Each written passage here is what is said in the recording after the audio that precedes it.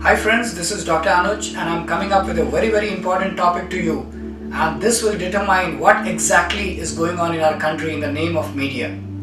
There is something which is very important that I want to put it to you, and that thing is, what is atrocity literature? You need to understand this term before you need any kind of explanation on what news we are going ahead in our media today. And what is this atrocity literature? Just let me give you an example and you will understand it. Imagine that there is a place in which 1 crore people live, and in those 1 crore people, 500 people have died in the last 1 year. Now what happens is, out of those 500 people, irrespective of anything, there are going to be short people and there are going to be tall people. Now think about it, that the media wants to show that the tall people as demons and the short people as the ones who are getting demonized. They want to show that the tall people are responsible for the killing of the short people. Now what they will do is, last 5 years they will take out the synopsis of only those tall people who were responsible and the percentage of the short people killed because of the tall people, and in those 5 years they will make a document and show it to you that these are the tall people because of which the short people died. But they will make no mention of the various short people also who were responsible in those killings or in those murders. They will not show you that.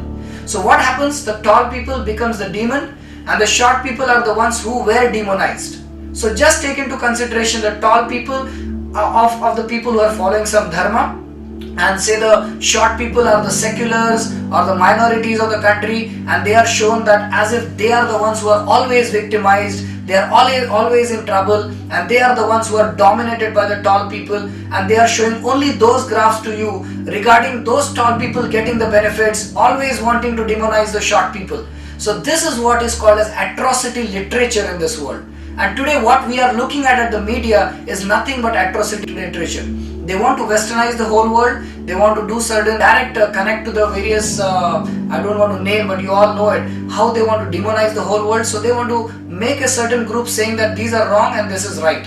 So that is what is happening to India, and that's why we are suffering because of this atrocity literature in this country. Today, India is considered as the rape capital of the world.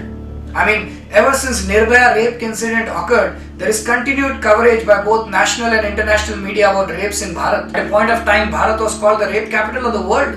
A German university even rejected admission to an Indian male, citing the security of a female student in the university as a reason. While even a single such incident is shameful to the entire country, we should also not forget about the reality.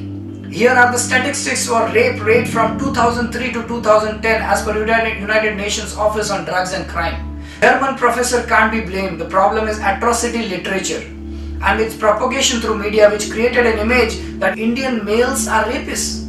Though we are a lot better than several so-called developed countries, this is despite our inferior judiciary and police, at least in quantity if not quality. The rape incidents fit into the pre-decided narrative of the left liberals and feminists that India, especially Hindu society, is a patriarchal society and women are being oppressed. This is an example of how data can be twisted to suit the pre-decided agenda. We are shown India as having second highest number of rapes per year, but without a reference to total population of the countries. The total population of all the other countries put together is less than 100 crores, and so less than India's. So the rape cases in the rest of the countries are nearly 8 times as many that of India. Access and equality in higher education, aspects of gender, caste, ethnicity, religion, occupation and ergonomic groups in rural and urban areas during pre and post reform periods are a research paper is another typical example of atrocity literature, which tries to portray that there is discrimination in higher education in Bharat. This is produced by Indian Institute of Dalit Studies, an NGO started with the funding of Ford Foundation. Around 90% of their donations for the past 3 years are from Western institutions and missionaries. One of the scholars presents the paper, Nidhi Sadhana Sabarwal, and the current chairman are from JNU. Narratives are being created around indigenous practices like Jallikattu, Kerala temple elephants, Holi, Deepavali, Dahi Handi, Ganesh Chaturthi, Sabarimala, etc. all fall under the category of atrocity literature, my dear friends. Modus operandi is same in each case. Choose an indigenous festival or practice, then prepare documents showing that there are atrocities and then demand for a ban. Take the example of Jallikattu. where you have a large number of bulls participating in the event. It is obvious that there are many incidents of mistreatments of bulls, but this cannot be a justification for a blanket ban on the entire event. It is like asking for a ban on traveling because of accidents. What ridiculous! The solution is reform and tight monitoring and not ban. The real objective behind all the outrage is to distance the Hindus from their culture and tradition so that they can be easily converted by the Western connect. It is high time that we take note of such propaganda, my dear friends. Wars being inflicted on India and Hinduism using atrocity literatures, and take very proper measures to counter them. Let us not decrease this connect that we have in India towards our ancestral connect, and let's not get this media to do anything wrong on the name of atrocity literature against our dharma. Thank you very much, my dear friends.